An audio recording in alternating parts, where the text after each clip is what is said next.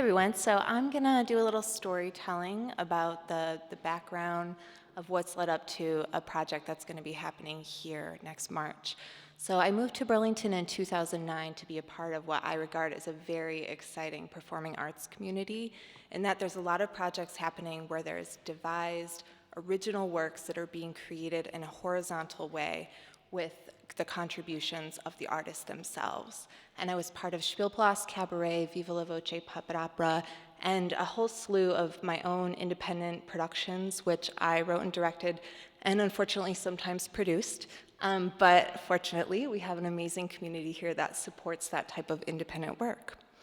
All the while, I've been working, doing educational work on children's productions, as well as integrated arts education. I've worked with Very Merry Theater as a director for the past 6 or 7 years. I've worked with the international touring troupe Circus Minimus, that is a youth circus organization. We actually did a circus here in Contois 6 years ago. And also a very exciting organization that's based in Montpelier that's called All Together Now. They have an annual event that's called All Species Day, which is one of the most amazing pieces of folk performance I've ever seen. And our favorite folk art museum, Shelburne Museum. I've been with the education department there for about 6 years. So combining all of that work of cultural production that I've been doing, as well as my teaching, I found a really great role for myself. I'm a teaching artist. And in that, I've launched an organization called Tandem Arts, where I've combined that work, my past history of working with emerging artists in my former work in Detroit, Michigan, and artisans in developing nations has all led up to me sort of realizing that this work that I do can apply to many ages and diverse groups across the board. And so what is it that this artistry is? What is it at the core of what I'm doing? I think what that is that I have this ability to really deeply listen to what people want to express. And I can give them this environment, the stage, to do that. And so I've worked in the schools and in many different settings to give people the opportunity to create something from scratch that uniquely represents the culture of that specific group at that specific point in time. And this is a group of kids that I've worked with where they brought in music that they really liked and their own dance moves, and I gave them that space to sort of materialize a show that was their own. So being a director to me means facilitating that emerging creative process. In all of that, I realized that I really needed mentorship to be that strong type of facilitator that I wanted to be mining voice and giving that space.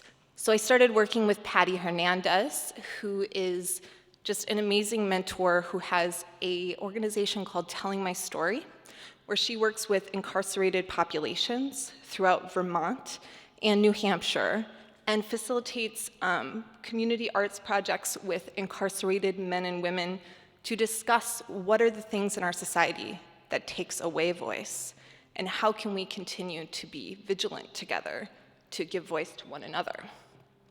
That leads to the project at hand, which will take place here.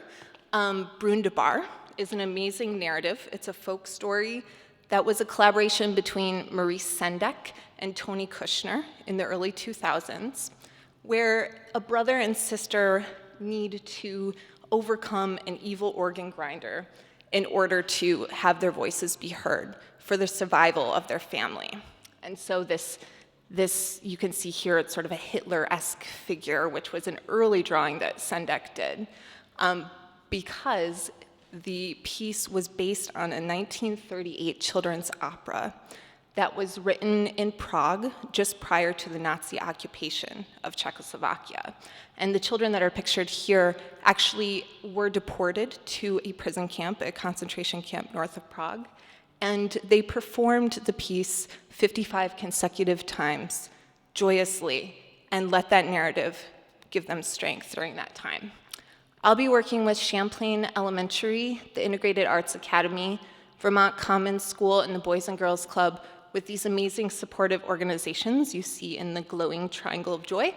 And I will be doing educational programming that gives context to further support this narrative of it really takes a village to make sure that we're being vigilant, to let many voices be heard. And so it's a community organizing project as well as a production and educational set of programming.